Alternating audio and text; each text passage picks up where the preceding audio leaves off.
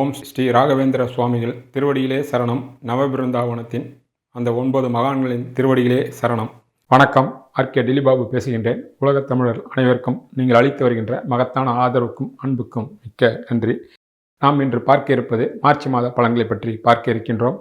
வழக்கம்போல் சில மாதங்களாக சொல்லவில்லை. வழக்கம்போல் உங்களுடைய ராசிக்கும் பார்க்க வேண்டும், உங்களுடைய லக்னத்திற்கும் பார்க்க வேண்டும். அப்படி பார்த்தால்தான் நாங்கள் சொல்கின்ற இந்த பொதுவான கோச்சார பலன்கள் உங்கள் வாழ்க்கையில் ஏதோ ஒரு வகையில் கட்டாயம் தொடர்பு இருக்கும் என்பதே அனுபவபூர்வமான உண்மையாகும். உதாரணத்துக்கு நீங்கள் மீன ராசியாக இருக்கலாம், கன்னிகா லக்னமாக இருக்கலாம்.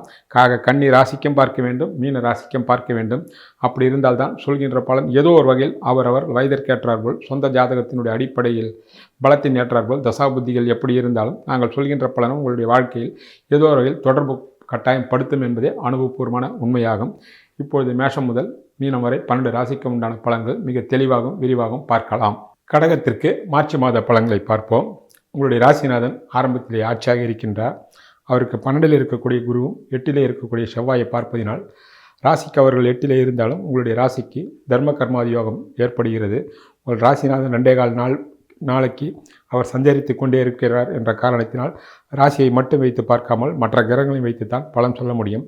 அந்த வகையில் தர்ம கர்மாதி யோகம் மாதம் முழுமையாக கிடைப்பதினால் 1ஆம் வீட்டு பலன் உங்களுக்கு பெரிய அளவிலே கை கொடுக்கும். 8இலே இருந்தாலும் தர்ம கர்மாதி யோகம் குருவினுடைய பார்வையால் ஏற்படுவதனால் சகல விதமான நன்மைகளும் தெய்வ கடாட்சத்தின் மூலமாக நடக்கும்.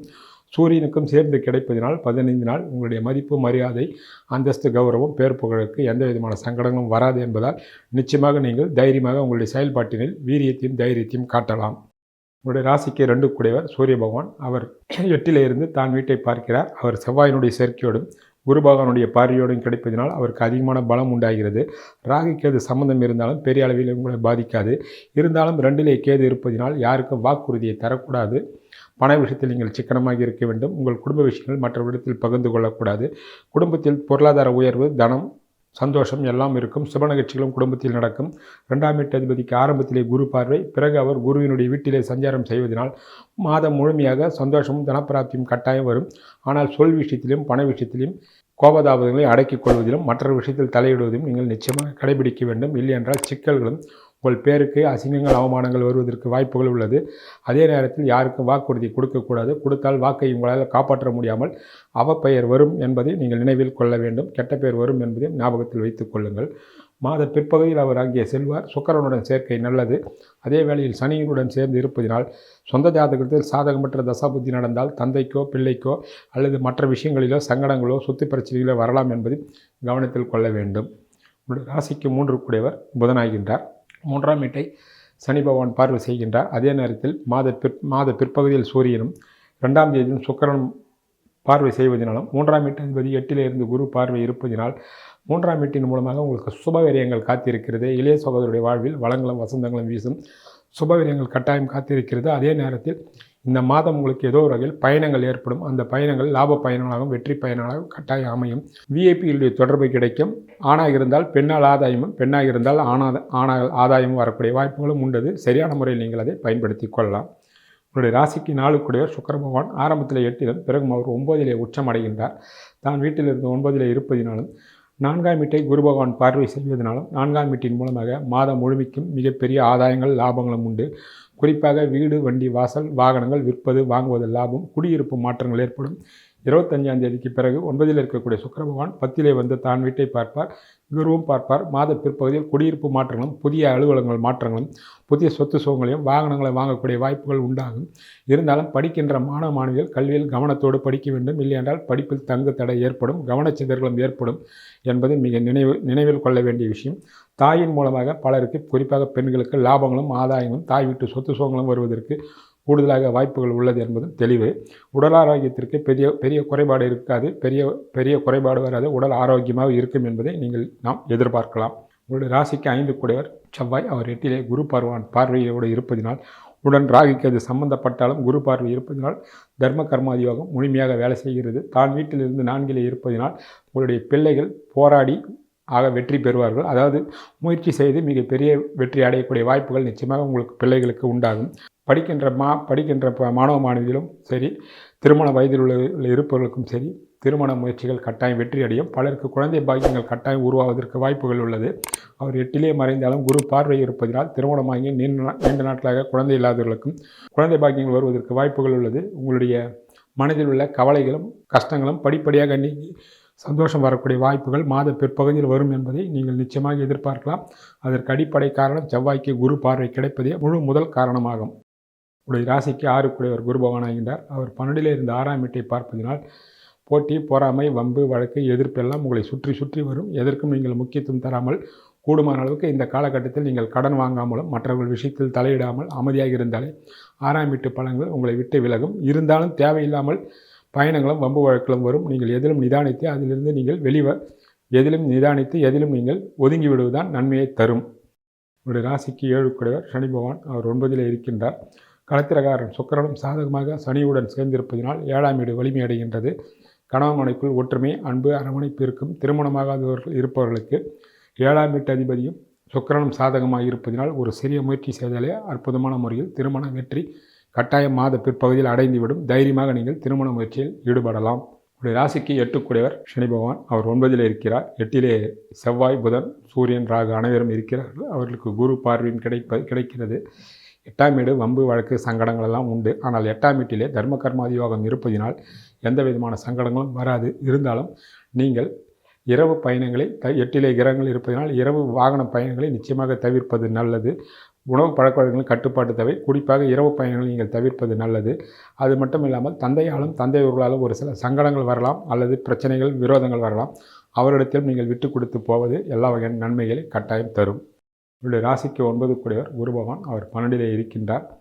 9ஆம் வீட்டிலே ஆரம்பத்திலே சனியும் பிறகு சுக்கிரனும் சூரியனும் இருக்கிறார்கள். ஆக 9ஆம் வீட்டின் மூலமாக பலவிதமான நன்மைகளும் சுபவீரியங்களும் கட்டாயம் காத்திருக்கிறது. தந்தையாலும் தந்தை உறவுகளாலும் இந்த மாதம் ஏதோ ஒரு வகையில் சுபவீரியம் உண்டாகும். அல்லது முறையான பங்கு பாகங்கள் பிரிக்கப்பட்டு உங்களுக்கு உண்டான பங்கு பாகங்கள், லாபங்கள், உங்களுக்கு உண்டான சேர வேண்டிய சொத்து சுகங்கள் வருவதற்கோ அல்லது பணம் வருவதற்கோ வாய்ப்புகள் உள்ளது. பலருக்கு ஆன்மீக பயணங்கள் இந்த மாதம் ஏற்படும். தான தர்மங்கள் செய்யக்கூடிய வாய்ப்புகளும் உண்டாகும். தர்ம கர்மாதி யோகம் இருப்பதனால் தான தர்மங்களும் புனித நதிகள் நீராடக்கூடிய பாக்கியங்களும் கட்டாயம் உண்டாகும். ஒரு சிலருக்கு தசாபுதி சரியில்லை என்றால் சூரியன் சனி சேர்க்கையால் தந்தை விரோதமாகும். தந்தை உறவுகள் மூலமாக கஷ்டங்களும் வைத்திய செலவுகளும் விரோதங்கள் வருவதற்கும் வாய்ப்புகள் உள்ளது. அப்படிப்பட்டவர்கள் அதற்குண்டான தெய்வ வழிபாட்டினை செய்து கொள்ளலாம். கூடுமான அளவுக்கு 9ஆம் வீட்டின் மூலமாக லட்சுமி கடாட்சமும் சுப செலவுகளே வருவதற்கு கூடுதலான வாய்ப்புகள் உள்ளது. அவருடைய ராசிக்கு 10 செவ்வாய். அவர் 8லே இருந்து குரு பகவான் பார்வை வாங்குவதினாலும் தான் வீட்டிற்கு 11ல் இருப்பதனால் தொழிலதிபர்கள் போட்டி, போராமை, வம்பு வழக்குகளை தாண்டி தனது தொழிலில் சாதனை படைப்பார்கள். சிறிய ரோட்டோரம் தொழில் செய்கின்றவர்கள் முதல் மிகப்பெரிய தொழிலதிபர்கள் வரை லாபத்தை நோக்கி செல்லும். ஆனால் போட்டியும் போராமையும் வம்பு வழக்கும் கந்திருஷ்டியும் போராமையும் இருக்கத்தான் செய்யும். 8லே இருந்து ராகு கேது சம்பந்தத்தோடு இருப்பதும் அதற்கு ஒரு காரணம். உடன் விரையாதிபதி புதன் இருப்பதும் ஒரு காரணம். எவ்வளவுதான் இருந்தாலும் குரு பார்வையால் எல்லா தடையும் தூளாக்கி வெற்றியை நோக்கி உங்களுடைய பயணங்கள் செல்லும். ஆனால் பணியில் இருப்பவர்கள் தங்கள் கவனத்தை தனியார் நிறுவனமோ அரசாங்க பணியில் இருப்பவர்கள் மிக கவனமாக செய்ய வேண்டும். காரணம் 10ஆம் வீட்டு அதிபதி 8லே மறைந்து ராகுக்கு அது சம்பந்தம் இருப்பதனால் பழி வரும், பாவம் ஒரு இடம், பழி ஒரு இடம் என்று நீங்கள் நல்லதே செய்தாலும் கெட்டதே வரும் என்பதால் மிக கவனமாகவும் சட்டத்திட்டத்திற்கு உட்பட்டு ஒவ்வொரு காரியத்தையும் நீங்கள் செய்ய வேண்டும். இல்லையென்றால் சிக்கல்கள் வரும் என்பதை கவனத்தில் கொள்ள வேண்டிய விஷயங்களாகும். ஆனாலும் தொழிலதிபர்களுக்கு மிகப்பெரிய யோகமும் லாபமும் உண்டாகும். அவர்களுக்கும் பல தடைகளை தாண்டிய சாதனை படைப்பார்கள். உங்களுடைய ராசிக்கு 11 சுக்கிரன். அவர் ஆரம்பத்திலே 8லும் பிறகு 9லே உச்சமடைகின்றார். 11ஆம் வீட்டை சனி செவ்வாய் பார்ப்பதினால் யோகமான தசாபுத்தி நடந்தால் மூத்த சகோதரர் வகையில் சகல விதமான நன்மைகளும் யோகங்களும் உண்டாகும். சனி செவ்வாய் பார்வை 11ஆம் வீட்டுக்கு கிடைப்பதால் மூத்த சகோதரர் வகையில் சங்கடங்களும் ஒரு சிலருக்கு வீண் விரோதங்களும் அவர்களால் அவப்பெயர்களும் அல்லது பண செலவோ அல்லது வைத்திய செலவுகளோ வரலாம்.